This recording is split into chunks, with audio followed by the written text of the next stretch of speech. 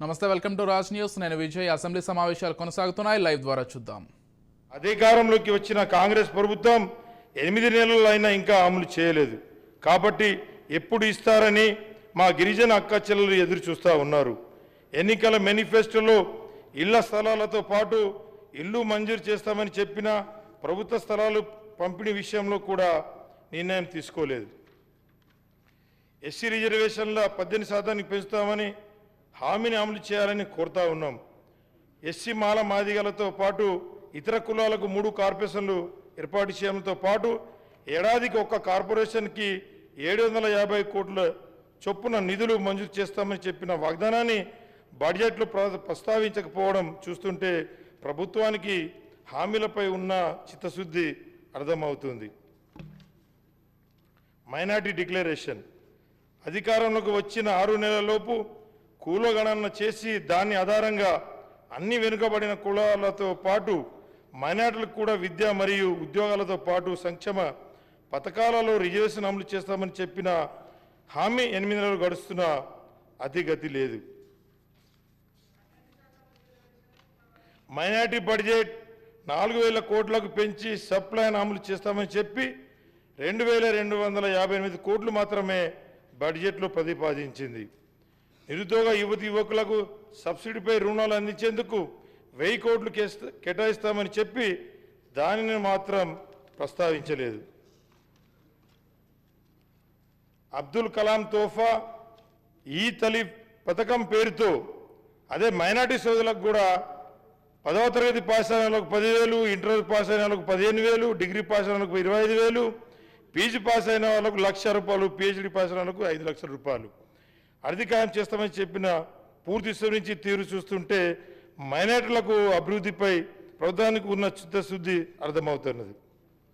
Youth and sports రాష్ట్రంలో 2 లక్షల ఉద్యోగాలు ఖాళీలను ఏడాదిలోగా భర్తీ చేసేందుకు జూన్ 2న అవతరణ దినోత్సవం రోజున జాబ్ క్యాలెండర్ విడుదల చేస్తామని చేసి సెప్టెంబర్ 17 హైదరాబాద్ విమోచన దినోత్సవం రోజున నియామక పత్రాలు ఇస్తామని చెప్పిన హామీకి అతి లేదు, గతి లేదు.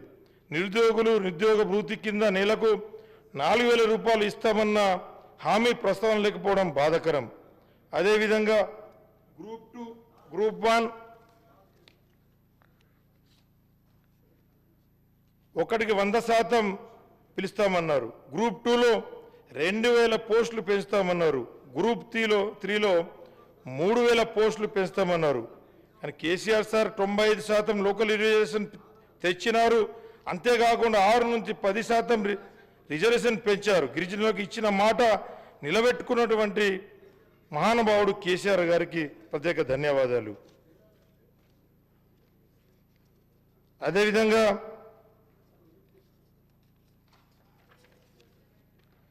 క్రీడలకు ప్రోత్సహించేందుకు ప్రభుత్వం ప్రైవేట్ పాఠశాలలో ఆటలను తప్పని సరిగా చేస్తూ సౌకర్యాలు ఉండేలా చర్యలు తీసుకోవాలి. రాష్ట్రంలో స్పోర్ట్స్ స్కూల్స్లో స్టాఫ్ మరియు కోచ్ల కొరత విద్యార్థుల చాలా నష్టపోతూ ఉన్నారు. రాష్ట్రంలోని అన్ని నియోజకవర్గ కేంద్రాల్లో స్టేడియం నిర్మించాలని చెప్పేసి ఈ సభ ద్వారా కోరుతా ఉన్నాం. అదేవిధంగా రాష్ట్రంలోని అన్ని గురుకులాలు మోడల్ స్కూల్స్లలో అదనపు గదులను నిర్మాణం చేసి విద్యార్థుల సంఖ్య పెంచి ఆ యొక్క విద్యార్థులను ఆదుకోవాలని చెప్పేసి ఈ సందర్భంగా తెలియజేస్తున్నాం. పోడు పట్టాల పంపిణీ చేయాలి. ఈ ప్రభుత్వం కొత్తగా చేసింది ఏం లేదు. అదేవిధంగా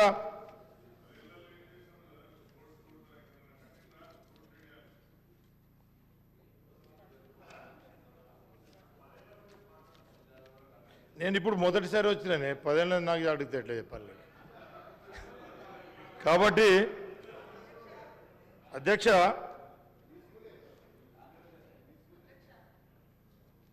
ప్రత్యేక సీతక్క గారు చాలా మంది సభ్యులు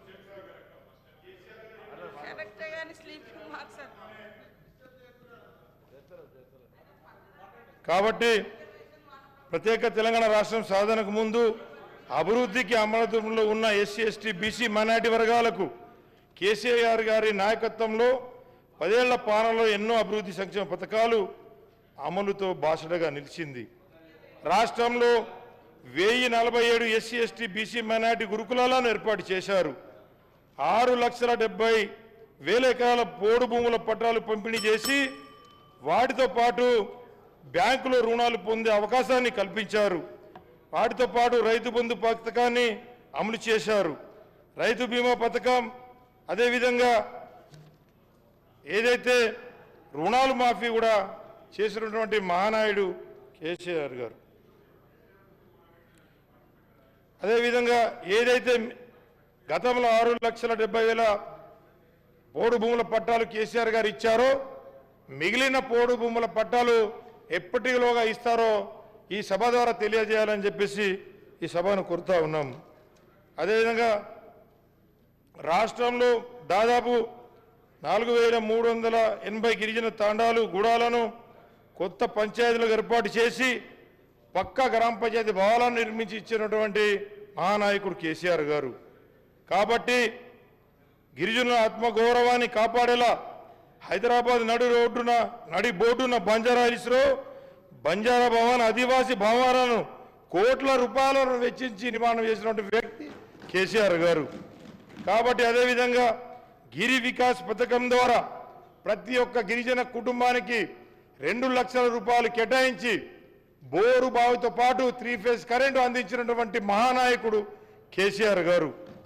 కాబట్టి అంతేకాకుండా నియోజకవర్గ కేంద్రాల్లో, జిల్లా కేంద్రంలో పాటు నియోజకవర్గ కేంద్రాల్లో కూడా 2 కోట్ల రూపాయలతోటి ప్రతి ఒక్క నియోజకవర్గాల్లో అదేవిధంగా జిల్లా కేంద్రాలలో గిరిజన భవనాలను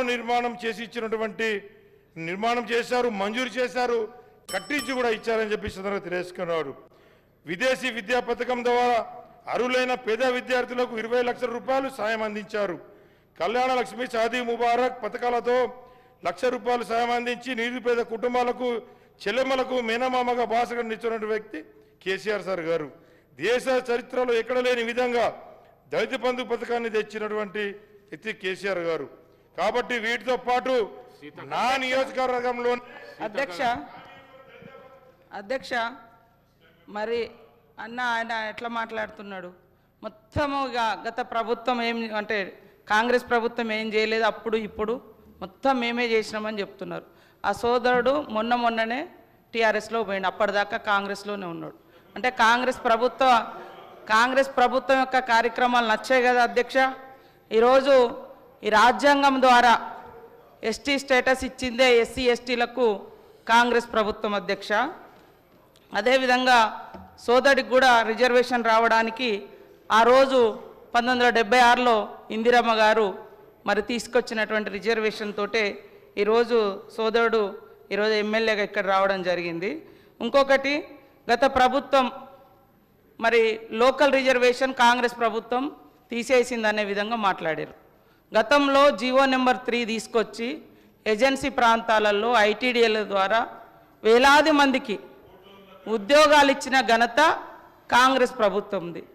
కానీ మీరు సరిగ్గా ఆర్గ్యుమెంట్ చేయక అది కోర్టులో పోయింది. మీరు ఇచ్చిన 10% రిజర్వేషన్ కూడా ఎలక్షన్స్ ముందు ఇచ్చారు, అది కూడా ఇవాళ కోర్టులోనే ఉంది సార్. కాబట్టి మాట్లాడేటప్పుడు కూడా కొంచెం ఆలోచించాలి. అదేవిధంగా పోడు భూముల చట్టం వందల సంవత్సరాలుగా అడవులలో బతుకుతున్నటువంటి అనగారిన ఆదివాసీ గిరిజన వర్గాలకు మరి పోడు భూముల చట్టం 2006 ద్వారా హక్కు కల్పించినటువంటి ఘనత శ్రీమతి సోనియా గాంధీ గారు యూపీఏ చైర్పర్సన్గా, అదేవిధంగా ఆనాటి ప్రధానమంత్రి మన్మోహన్ సింగ్ గారు సార్. కాబట్టి ఇంకా కొన్ని మైనార్టీల గురించి మేము వచ్చి 10 నెలలు అయింది, మీరు 10 సంవత్సరాలు అన్నారు. 12% రిజర్వేషన్ ఇస్తా అన్నారు, మరి 10 సంవత్సరాలైనా ఇవ్వలేదు. అది మీరు మాట్లాడాల్సిన అవసరం ఉంది సార్. అదే కాకుండా దళిత బంధు పేరుతోటి మోసం చేసినామన్నారు. ఇందులో ఆల్రెడీ 2,000 కోట్ల రూపాయలను ఈ సంవత్సరానికి గాను మరి పెట్టడం జరిగింది. కాబట్టి మేము ప్రవేశపెట్టినటువంటి బడ్జెట్ను కూడా చూసుకొని మాట్లాడితే బాగుంటుంది. అంటే ఓకే అన్న, నేనేం అనడం లేదు, కానీ మేము పెట్టినాం కదా, పెట్టిన వాటిని కూడా మీరు పెట్టలేదు, చేయలేదు అని కాకుండా మంచిని మంచి అనుండ్రి, చెడుని చెడు అనుండ్రి, పాలకు పాలు నీళ్ళకు నీళ్ళు. అంతేగాని అన్నీ ఏం లేదు అంటే మరి అది కూడా కరెక్ట్ కాదు. కాబట్టి మా సోదరుడు కరెక్ట్గా ఆదిలాబాద్ జిల్లాలోనే గత 10 సంవత్సరాలలో మీరు ఎన్ని వేల మంది గిరిజన నిరుద్యోగ యువకులకు ఉద్యోగాలు ఇచ్చిరో చెప్పండి. ఎంతమందికి ఎస్సీ ఎస్టీలకు ఇండ్లు ఇచ్చిరో చెప్పండి. ఎన్ని వేల మందికి నీటి వసతి కల్పించిరో వ్యవసాయానికి చెప్పండి. అదేవిధంగా మైనార్టీలకు సంబంధించి కూడా రిజర్వేషన్లు, ఉద్యోగాలు, ఇండ్లు ఏమిచ్చిరో చెప్పండి. మేము 10 నెలలు కూడా కాదు, 8 నెలల్లో ఇప్పుడు మా బడ్జెట్లో అన్నీ పెట్టడం జరిగింది. కాబట్టి ఇవన్నీ ఆలోచించి మాట్లాడాల్సిందిగా మా సోదరుని కోరుతా ఉన్నా అధ్యక్ష. అనిల్ జాదవ్ కన్క్లూడ్ చేయండి. అధ్యక్ష, ఏదైతే మంత్రి గారికి ధన్యవాదాలు. ఇప్పుడు మాట్లాడినటువంటి మంత్రి గారి వాళ్ళు కాంగ్రెస్లో ఉన్నారు, నేను అంతకుముందు కాంగ్రెస్లో ఉన్నా కానీ నేను ఎమ్మెల్యే కాకముందు ఒక జడ్పీటీసీని. నేను జడ్పీటీసీ గెలిపించింది కూడా బీఆర్ఎస్ పార్టీ అని చెప్పేసి గుర్తుంచుకోవాలని చెప్పేసి ఈ సభ ద్వారా కోరుకుంటూ, ఇప్పుడు మాట్లాడినటువంటి మంత్రి గారి తల్లిదండ్రులకు కూడా ఆర్ఎఫ్ఆర్ పట్టాలు ఇచ్చింది కేసీఆర్ గారు అని చెప్పేసి గుర్తుంచుకోవాలని చెప్పేసి సభ ద్వారా తెలియజేస్తున్నాం. అదేవిధంగా నా తల్లిదండ్రులు అంటుండ్రు, నా తల్లి తండ్రి 2006 అటవీ హక్కుల చట్టానికి అర్హులు. వాళ్ళు ఎక్కడ దానం తీసుకోవాలి. ఒక ఆదివాసీ బిడ్డలుగా పోడు కొట్టుకుంటే 10 ఎకరాల వరకు హక్కు సోనియమ్మ పెట్టినటువంటి చట్టం, దాని ప్రకారంగా వాళ్ళకు వచ్చింది. ఏది దానం రాలే. నా తండ్రి రెక్కలు ముక్కలు చేసుకొని అడవి కొట్టుకొని బతికే తండ్రి. ఈ రోజు కూడా మా నాన్న రోజు గుట్టకే పోతాడు సార్. నేను మంత్రినైనా ఎమ్మెల్యే అయినా రోజు అడవికి వెళ్ళి మా ఊర్లో పోయి ఎంక్వైరీ చేయండి. కాబట్టి ఏది ఉత్సంగా రాలే, చట్ట ప్రకారం వచ్చినటువంటి హక్కు. కాబట్టి దానం ఇచ్చినాం అని మాట్లాడకండి. అది నా హక్కు. ఆదివాసీ బిడ్డగా కాంగ్రెస్ ప్రభుత్వం పెట్టినటువంటి హక్కు ప్రకారం నా తండ్రికి పోడు భూముల పట్టా హక్కు వచ్చింది. అది కూడా మీ ప్రభుత్వం వచ్చిన తర్వాత 10 ఏళ్ల తర్వాత ఎన్నికల ముందు మీరు తీసుకున్నారు. అప్పటిదాకా చాలామంది గిరిజనులకు పట్టాలు రాక ఇబ్బంది పడ్డ మాట వాస్తవము. కాబట్టి ఈరోజు కూడా మరి కాంగ్రెస్ ప్రభుత్వంలో మీరు రైతు బంధు తీసుకునేటోళ్ళు ఎమ్మెల్యేలు, మంత్రులు ఉన్నారు. అదేవిధంగా ఇంకా రకరకాల స్కీమ్స్ తీసుకుంటూ ఉన్నారు. అంటే ఒక ఆదివాసిని అయినందుకేనా సార్ పదే ఈ ఎమ్మెల్యే తల్లిదండ్రులకు ఇచ్చినామని చెప్తారు. అది నా హక్కు. నేను ఎమ్మెల్యే కాకముందు నుంచి కూడా నా తండ్రి, నా తల్లి అడవిని ఆధారంగా చేసుకొని బతికే కుటుంబాలు మావి. కాబట్టి ఆ క్రమంలో వచ్చినటువంటి తప్ప అది పుణ్యానికి దానంగా రాలే.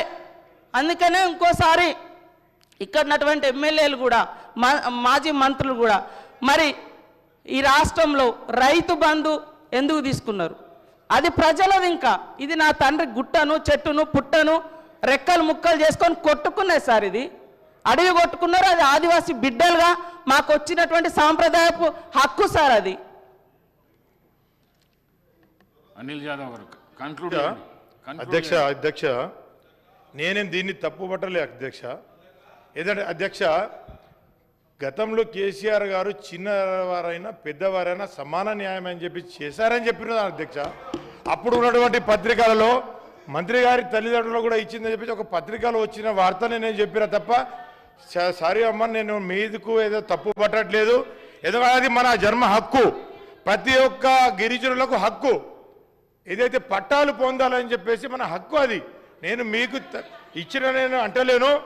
కాకపోతే ప్రతి ఒక్కడి యొక్క హక్కు కేసీఆర్ గారు ఆ రోజు కల్పించారని చెప్పేసి చెప్పానే తప్ప మిమ్మల్ని నేను తప్పు పట్టట్లేదని చెప్పేసి సమాధానంగా తెలియజేసుకుంటూ, అదేవిధంగా చాలా గ్రామాలలో చాలా గ్రామాలు మొన్ననే ముఖ్యమంత్రి గారు చెప్పారు, ప్రతి తండాలకు, ప్రతి గూడాలకు, ప్రతి వాడాలకు black top road, BT road నిర్మాణం చేసి ఇస్తామన్నారు.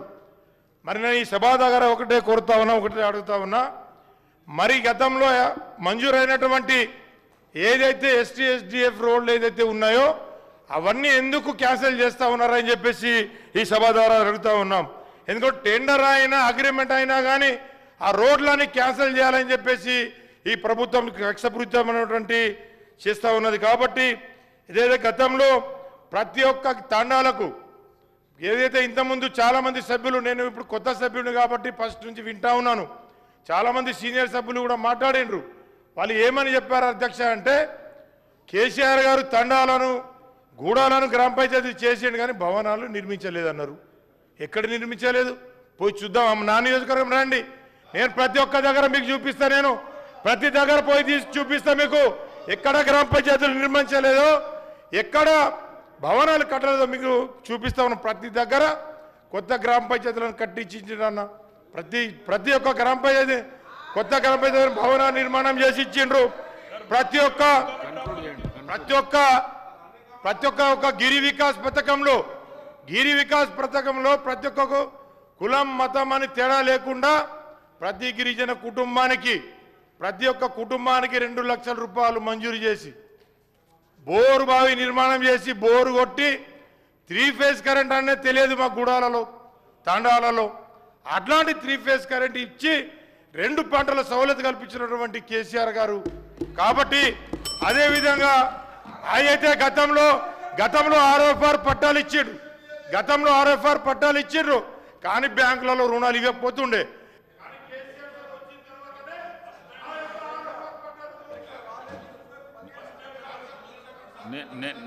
నేను ముందే చెప్పడం జరిగింది 15 నిమిషాల కంటే కూడా 1 నిమిషం ఎక్కిచ్చే పరిస్థితి లేదు. ఒకవేళ ఆ విధంగా చేస్తే మీకు చెప్పకుండానే మైక్ కట్ చేస్తే మీ గౌరవంకు భంగం కలిగినట్లుంటుంది.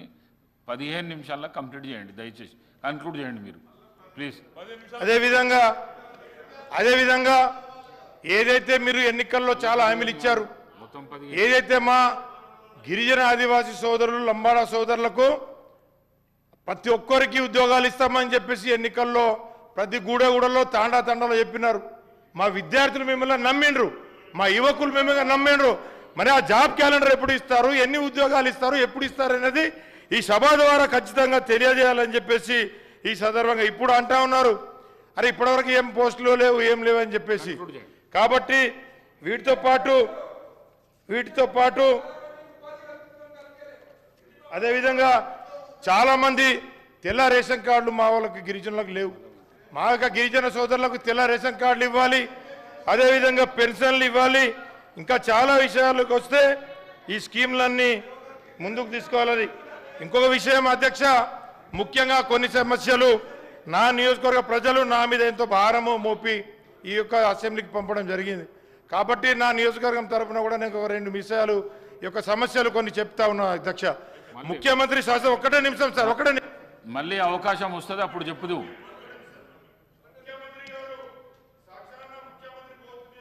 సార్ బోత్ నియోజక ప్రజల సమస్యల మీద సీఎం గారే నా బోత్కు వచ్చి చెప్పారు అధ్యక్ష. ఏమని, కుప్టి ప్రాజెక్టు నిర్మాణం చేసి ఇస్తామని చెప్పేసి, రెండవది బోత్ మండలాన్ని రెవెన్యూ డివిజన్ చేస్తామని చెప్పేసి, అదేవిధంగా బోత్ మండల కేంద్రంలో ప్రభుత్వ జనరల్ డిగ్రీ కళాశాల ఏర్పాటు చేస్తామని చెప్పేసి, అదేవిధంగా బోత్లో ఫైర్ స్టేషన్ మంజూరు చేస్తామని చెప్పేసి, అదేవిధంగా బరంపూర్ నుండి మోర్కండి వరకు ఫారెస్ట్ క్లియరెన్స్ రోడ్ ఇస్తామని చెప్పేసి, అదేవిధంగా సిర్చెల్మట్టు పెంబి వరకు అదొక ఫారెస్ట్ క్లియరెన్స్ ఇస్తామని చెప్పేసి అదొక చెప్పారు. అదేవిధంగా ఇచ్చోడ టు సిర్చెల్మ వరకు, ఇచ్చోడ నుండి సిరికొండ వరకు డబుల్ రోడ్ నిర్మాణం చేసి ఇస్తామని, అదేవిధంగా ఇచ్చోడ మండల కేంద్రంను సబ్ డివిజన్గా చేస్తామని చెప్పేసి, అదేవిధంగా సుంకుడి గ్రామాన్ని సబ్ యార్డ్గా ఒక మార్కెట్ యార్డ్ను మంజూరు చేస్తామని చెప్పేసి చెప్పారు. అదేవిధంగా బోత్ నియోజకవర్గంలోని పురాతన శివాలయం అన్నటువంటి మల్లికార్జున శివాలయం, అదేవిధంగా బరంపూర్ వెంకటేశ్వర స్వామికి అప్పుడు కేసీఆర్ గారు 50 లక్షల రూపాయలు మంజూరు చేశారు. మిగిలిన పనులు కూడా ఉన్నాయి కాబట్టి తక్షణమే ఇంకా మిగతా పనులను కూడా మంజూరు చేయాలని చెప్పేసి ఈ సభ ద్వారా కోరుకుంటూ, అదేవిధంగా బోత్లో నూతనంగా నిర్మాణంలో ఉన్న 100 పడకల ఆసుపత్రి ఏదైతే జీవాకుడు గతంలో కేసీఆర్ గారు ఇచ్చిపోయారు స్పీకర్ సార్. కాబట్టి ఈ యొక్క జియోను అమలు చేయాలి. ఖచ్చితంగా మాకున్నటువంటి బోత్ నియోజకవర్గంలో ఒకటే ఆసుపత్రి, అదొక ఆసుపత్రి కూడా నిర్మాణ దశలో ఉన్నది. ఎక్కడ కూడా బెడ్స్ లేవు, ఏం లేవు. ఖచ్చితంగా ఈ ఆసుపత్రి నిర్మాణం చేసి 100 పడకల ఆసుపత్రిని నిధులు కేటాయించి వర్షాకాలం నాటికి ఆసుపత్రి నిర్మాణం పూర్తి చేయాలని చెప్పేసి ఈ సందర్భంగా కోరుతా ఉన్నాం. భోజనం కొత్తగా 3 మండలాలు ఏర్పడ్డాయి. అదేంటంటే సోనాల, సిరికొండ, భీంపూర్ మండలాలు. కాబట్టి ప్రభుత్వ భవనాలు లేవు. ఖచ్చితంగా ప్రభుత్వ భవనాలు కూడా మంజూరు చేయాలని చెప్పేసి కోరుతా ఉన్నాం.